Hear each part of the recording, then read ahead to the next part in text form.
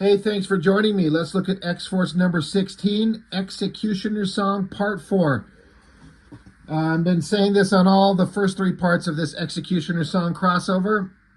I really enjoyed this as a kid when it came out, and so far I'm still enjoying it as an adult, kind of revisiting it. I've talked about how it's hard for me sometimes to separate nostalgia and what I loved about it as a kid, to objectively look at these things and go, it's actually not good or it's actually still good. It's hard to say with some things. I really enjoy these. The previous one, X-Men 14, Adam Kubert, rather Andy Kubert, sorry, he come along as regular artist on the X-Men, and the story, as we all know, Professor X has been shot. Everyone thinks that it's Cable. We know better. We know that it's Strife, the guy who looks exactly like Cable. And we've talked about this, or at least I have, that, some people have said the mystery is taken away if we know that it wasn't Cable. But I've said in my reviews that, yeah, we know what it is. But for me, the interesting part is how are the X-Men going to respond to this? Because they think it's Cable, and most of them have run into Cable before and had, fought side by side with them a little bit. But in this era, Cable is still kind of an unknown to the majority of the X-Men at large. Apocalypse is being reawakened. Mr. Sinister is involved. But the most interesting part of the story is that Strife tried to kill Professor X, infected him with a techno-organic virus that is slowly killing him, and no one knows where Cable is. Now, again, that's actually Strife, the bad guy, off hiding. Cable has been missing and hiding, but now the X-Men are going nuts looking for Cable because, again, they presume, they're certain that Cable tried to kill Professor X, and so they're out. The X-Men are out for blood. So they're searching, and there's some kind of ethical conversations that were going on in the previous issue, how even Gambit's talking about, like, there's hard times going on, and the hard times mean hard methods, and how is anything the X-Force done how is it any different from what the X-Men have done, really? And Gambit's saying, we just got to separate, like, the generals from the soldiers. Maybe the X-Men, or rather the X-Force team, has got nothing to do with this. Maybe it's just Cable. Who knows? He's just trying to have some perspective. Wolverine shows up and says that, maybe the professor's dream is dead and we're all living in a nightmare.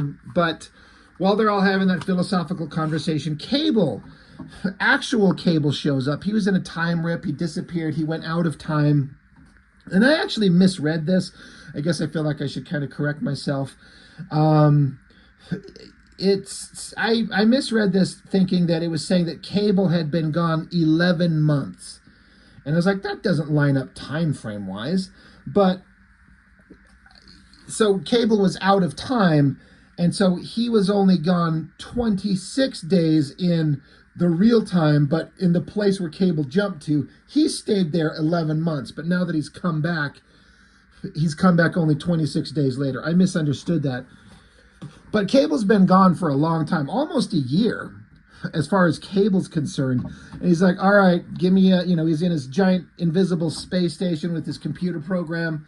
And he tells his computer program, the professor, give me an update. What's going on? He's like, well, Jean Grey and Cyclops have been kidnapped, and Professor X somebody attempted to murder him, and it looked like it was you. And this close-up of Cable's face implying, like, the severity of the situation hits him. He understands. So I was kind of into that, because Cable's innocent in this. Cable is actually a hero. He's a good guy. He's a soldier. His methods are a little harsh, but he is a hero.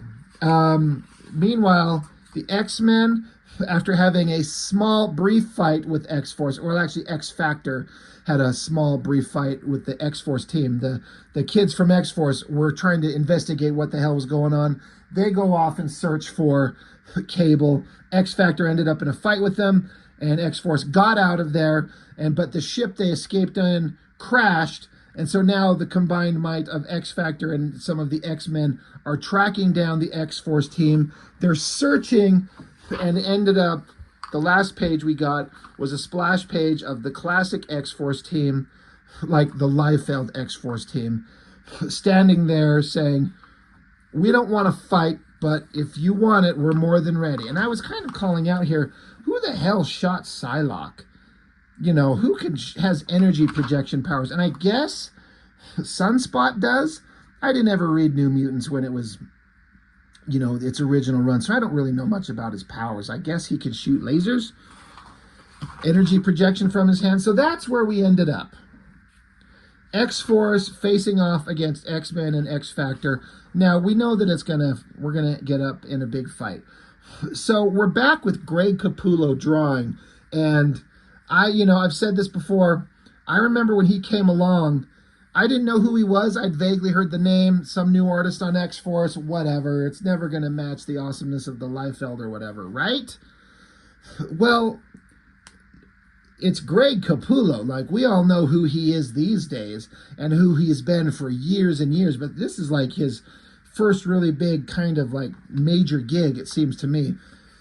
Getting to take over X-Force in this era, I mean, it had to have been a pretty good payday. And Greg Capullo's storytelling and his composition and his use of body language and characterization in his drawings is outstanding at this level. His actual physical drawings, sometimes it feels like he's trying to mimic the current wave of popular art that the Liefeld and the Jim Lee and the McFarlane kind of crosshatchy rendering that doesn't feel completely natural to him, that he doesn't really do anymore. He kind of developed out of it pretty quick. But so there are some places where his drawings, the actual figures they're never bad. They're always good. But they range from really good to kind of pedestrian, just kind of okay. But the characterization that he puts in the drawings, I absolutely love. Like just this shot of Richter right here with his hands being held up. You know, he's not praying. That's kind of like him getting ready to manifest his powers. It's a subtle little thing like that. And his composition laying out, because when you got to draw this many characters, like what a pain in the ass that must be. But the story continues from the last page of the last issue of the X-Men, where X-Force is here and they're like, hey, we don't want to fight, but if you want to, like, you can choose to or not. So Havoc is trying to be diplomatic. He's like, we don't want this. Just turn yourselves in. Tell us what Cable is up to. Cannonball's saying, we don't know. We don't know anything. But interestingly enough, this is my first kind of, maybe not my first, but amongst the first times when I've always kind of liked Farrell up to this point. But this is the beginning of making her into a lunatic idiot. Like, but it also makes sense. The idea is that Farrell is young and she's very violent and out of control, and this violent, deadly, animalistic character. She's sitting up here, she says, they're going to attack. And Cannonball's saying, ease up. And she says, no, you don't understand. I can smell them. They're going to attack, but not if we do first.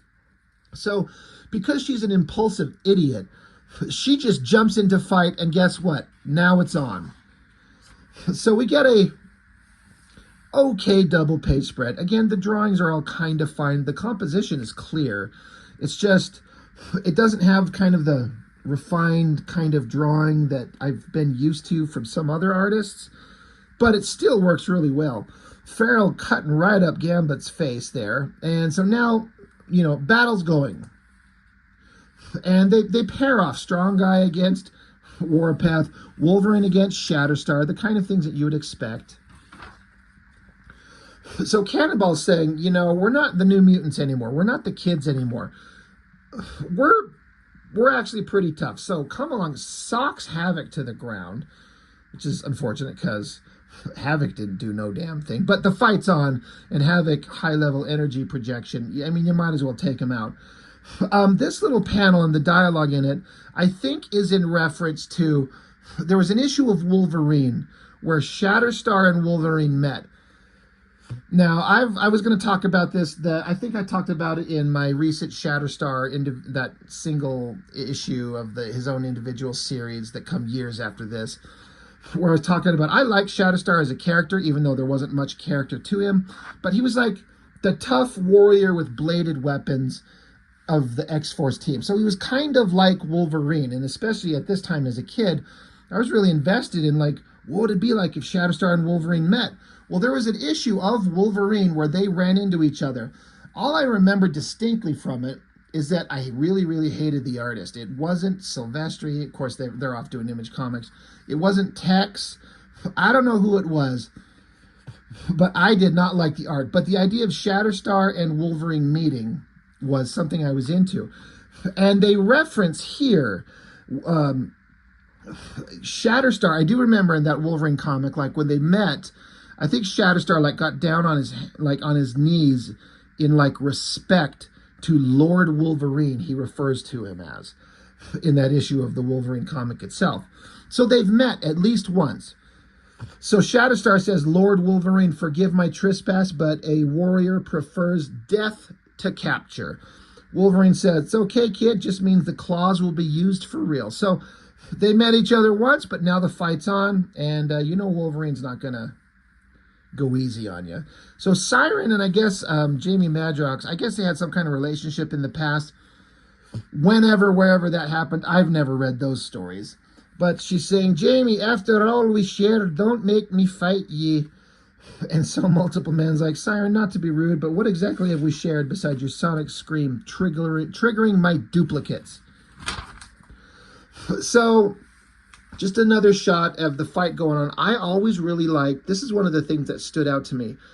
Like Shatterstar has been knocked to the ground by Wolverine, but just the body language and the storytelling that Greg Capullo puts into here, where Shatterstar's on the ground, but he's, Wolverine's diving at him, but Shatterstar's got his foot up, kicking Wolverine in the throat. I just thought that was really neat. It's a different kind of action beat than I was used to seeing. This is Greg Capullo doing different things than I've seen before, which is like a hint at the genius to come from Mr. Capullo. So, Rain is fighting Richter. Now, they used to be both original New Mutants, so they're sorry that they have to fight each other. I like that Boomer here is trying to take on Rogue, throwing her little stupid bombs at Rogue. And Rogue is such a tank. It doesn't affect her at all. She's like, your bombs don't mean anything against me. Boom, knocks her ass out. Strong guy from X Factor, he's smacking away Warpath, saying, you're really strong, right? Like, you pack a wallop for sure.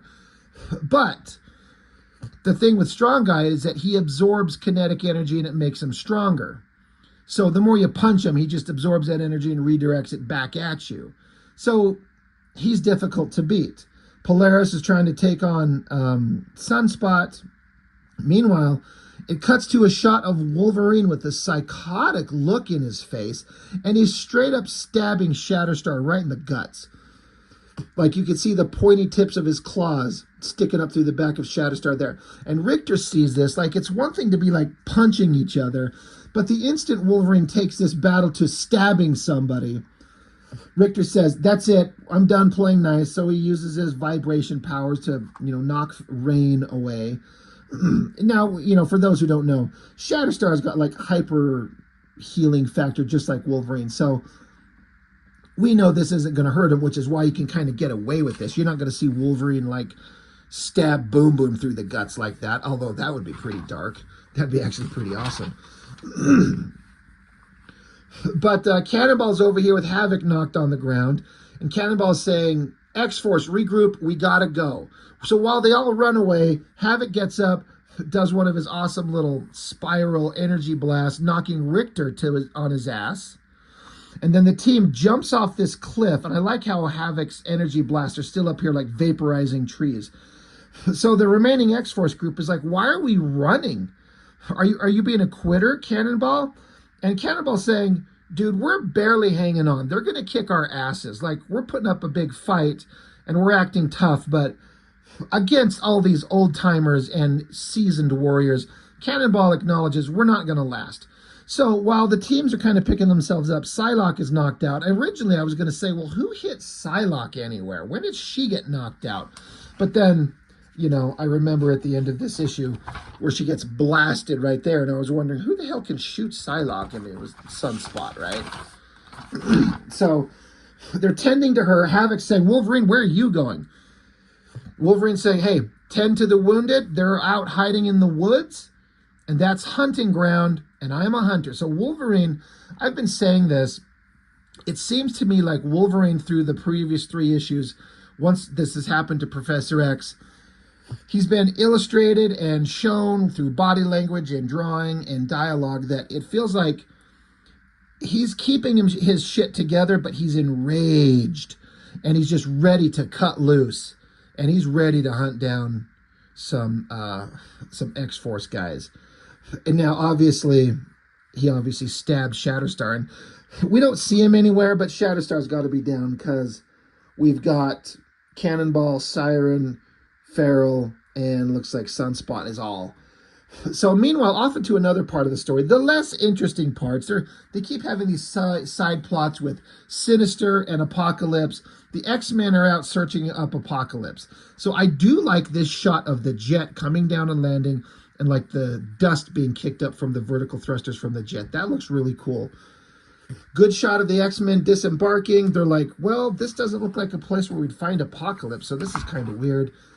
So they check out the perimeter. Quicksilver zips around, says it all seems quiet. So they bust their way in. It's kind of quiet and dark, and they're like, oh, shit. So the Horsemen of Apocalypse are here. We have Famine, who jumps down and just touches Beast, and he's immediately emaciated. And then Caliban, another character I do not give a shit about at all, but I guess he used to be friends of the X-Men. I don't know how it went down. Starts punching up Colossus. Iceman just starts unloading with his ice powers. I like that. I also like that Greg Capullo has chosen to employ the Whilce Portacio ice rings when Iceman is using his powers. No one did it better than Whilce Portacio. But that looks amazing. And as far as I know, Portacio was the first one to do this in X Factor some while back. And were I ever given the chance to draw Iceman, that is exactly what I would draw. Also, I like this shot of Archangel and kind of the design of his wings. Some people would just draw Archangel's wings as like bird feather wings just made of metal, but I don't know who come up with the design to make them just like geometric shapes that can form infinite different types of designs and shapes depending on what's needed, because they're organic and they're alive of some sort. So you can basically do almost anything you want visually with them. So I think that looks pretty neat. I like that Quicksilver, with his hyper speed and fast metabolism, he can knock Famine on his ass and not be affected by his powers to, you know, suck the life out of you. They're coming up to Beast, who's just this scrawny little emaciated guy, and they're like, how are you? And he's like, hungry. So that's funny. But then they take out the Horsemen of the Apocalypse, and then there's some device that they find, and they just push a button, and this is supposed to be a holographic projection of Sinister. They could have colored it differently or put some lines in it to make it look like a holographic projection, but I guess it doesn't matter. But he's like, haha, I'm not here. You guys don't understand. Apocalypse has a role in this, but he doesn't even know. And Apocalypse is just a means to my end, and you guys don't know what's going on because I'm not actually here. So Archangel is pissed because they were looking for Apocalypse, and Archangel wants to kill Apocalypse because that, you know, Apocalypse is the one who changed Archangel into this version that he, you know, this blue-skinned and winged version, the Horseman of Death.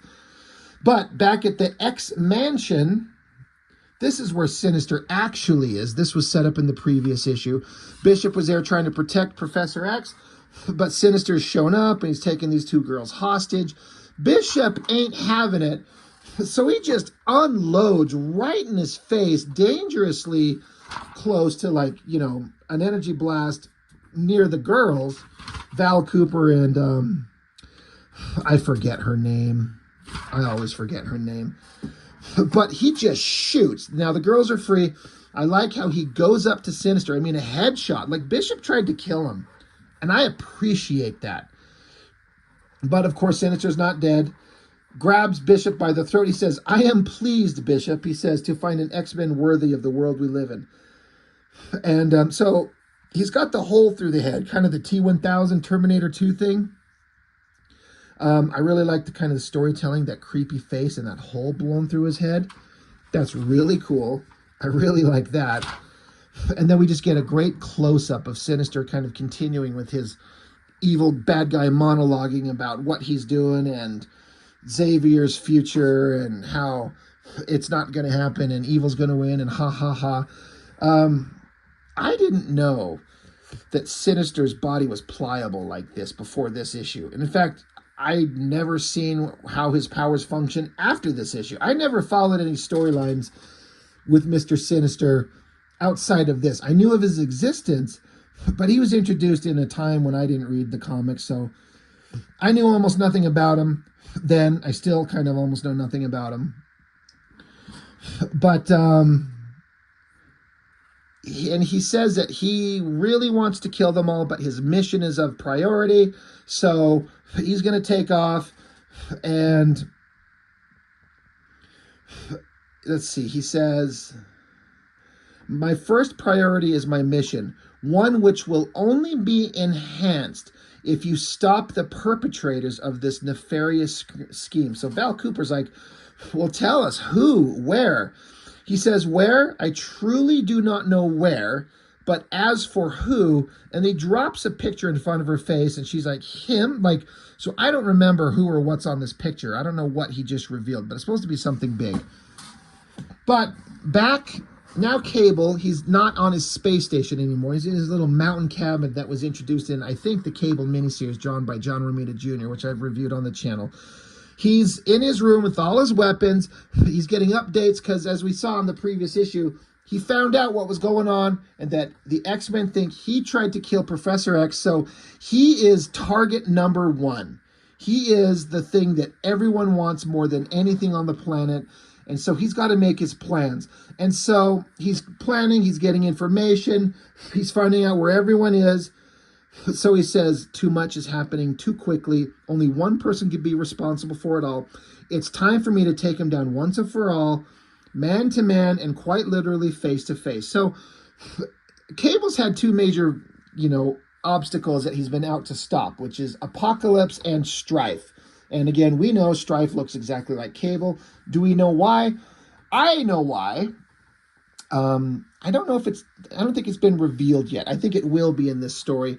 I thought about kind of mentioning it for those who don't know, but we'll just let that go until they talk about it. Cannot skip on discussing this shot of Cable. I remember seeing this, and, Liefeld had a legacy pretty strong built by this point with X-Force, and now he's overdoing Youngblood and all the ridiculous over-the-top bullshit nonsense that he pulls with his character designs. Tons of gear and guns and stuff that just kind of looks silly but also awesome somehow. It's like, I wonder if this was in the script to strap him up with as many guns as you can do, to do the best over-the-top exaggeration of Liefeld's Cable that you could possibly come up with, or if Capullo just took it to this extreme on his own. Either way, I saw that. The first time I saw that, I thought it was so ridiculous because it's so much. It's too much. It's ridiculous. But now, I just kind of love it. It's so silly. I mean, it's the ultimate exaggeration of, like, we've all seen Schwarzenegger movies, right? Remember Commando? When he got to that island and he gets on the beach and there's that, strapping up, getting all his weapons on montage. He's like, knife, jacket, boot tie-up, handgun racket, shotgun, machine gun, rocket launcher, just straps all that shit on, getting ready to go take on the whoever generic bad guys. It's the same thing, but just taken to a comic book extreme. It's actually hilarious. I actually super love it. And credit to Capullo for going there.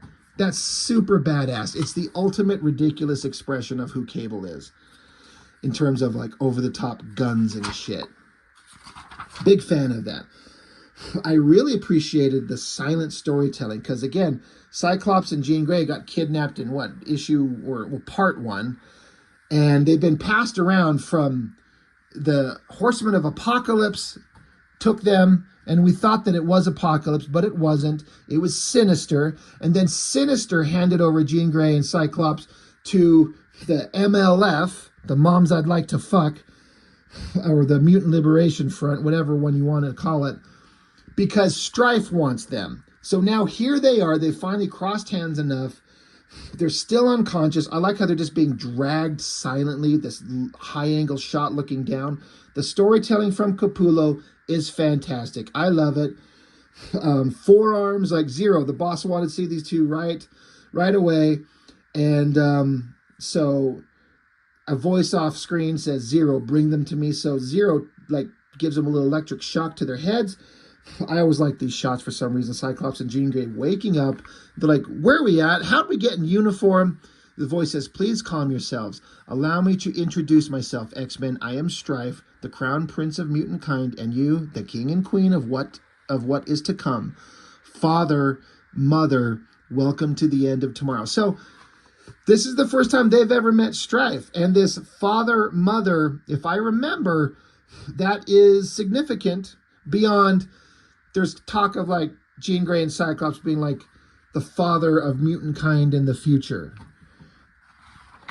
Good shot of Strife. That ridiculous outfit that Liefeld designed, which, I mean, I look at all these metal plates, and then if you have to draw him like moving and bending his legs and arms and head, I can imagine for myself trying to draw this, like, how does his leg move when these are big, straight metal plates? Like, it's hard to do. It's hard to make this outfit work if you're trying to think of it in a logical sense.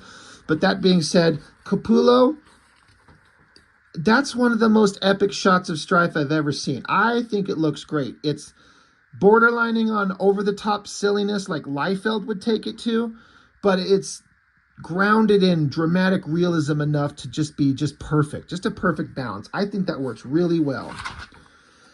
Meanwhile, back with the more important or more interesting stuff, the 4 remaining members of X-Force are trying to get away. Cannonball's saying, Farrell, can you pick up any sense? She's, I can't smell anything. And with Sirens screaming, because she's got a sonic voice like Banshee to fly. So Farrell's like, I can't hear anything. So Sunspot's like, well, you could be sure they sent at least one specific person after us. And Wolverine shows up. You got that right, kid. Now, this is like the classic... We've seen this shot from Silvestri and Jim Lee a million times. And, you know, this is where it looks good and it reads, but when you've seen the Jim Lee and Mark Silvestri versions, this actually super pales in comparison. So this is what I was talking about when Capullo's attention to storytelling and body language is exquisite, but sometimes the drawings are not as good as some of the cool shit we've already seen. This is an example just because we've seen such spectacular versions of this. But he dives after Cannonball, knocking him into the water. Farrell tries to jump on him immediately, but this is Wolverine here, so he just jumps right out of the way. Not concerned. Sunspot blasts into the forest. Wolverine's ducking out of the way. So Cannonball's yelling orders like, everyone, we got to regroup back to back, perimeter watch. They're all trying to look and see, and suddenly Siren gets Psylocke's psychic blade, the focused totality of her telepathic powers, remember? Gets zapped her in the head. So I guess Psylocke picked her ass up and was back in the fight, knocked Siren out. And so again, stupid Farrell, who's just full of rage and anger and just wants to rip and shred, like, you know, she screwed everything up at the beginning of the comic. She's pissed off it. She's screaming no, like she's angry, she's mad, and Wolverine just comes up behind her, and I loved this. 2 claws, one on each side of her neck. He's like, yeah, your move, Sam. And so Sunspot, being Cannonball and Sunspot are the only 2 left on their feet. Wolverine's got Farrell, and considering what Wolverine could and would and has done, and then you look over, got Gambit, Rogue, and then the multiple man everywhere. And Rain, and she's just like, please stop this fight. And then again, I love the silent storytelling.